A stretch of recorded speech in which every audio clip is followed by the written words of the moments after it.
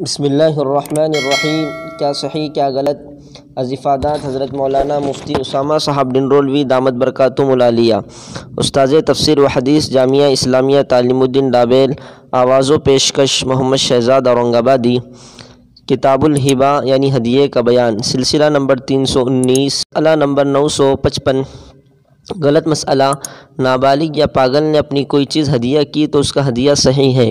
صحیح مسئلہ، صحیح نہیں، ان کا ولی بھی ان کی طرف سے ہدیہ نہیں کر سکتا۔ مسئلہ نمبر 956۔ غلط مسئلہ، نابالغ کے لیے آئی ہوئی ہدیے کی رقم اسی کے خرچے میں بھی استعمال نہیں کی جا سکتی۔ صحیح مسئلہ، یہ رقم اس کے نفقات ضروریہ یعنی کھانے پینے، لباس، تعلیم وغیرہ میں صرف کی جا سکتی ہیں، خواہ باپ مالدار ہو یا فقیر، البتہ اس میں احتیاط ضروری ہے، اس کے خرچ سے زائد استعمال قطعاً جائز نہیں۔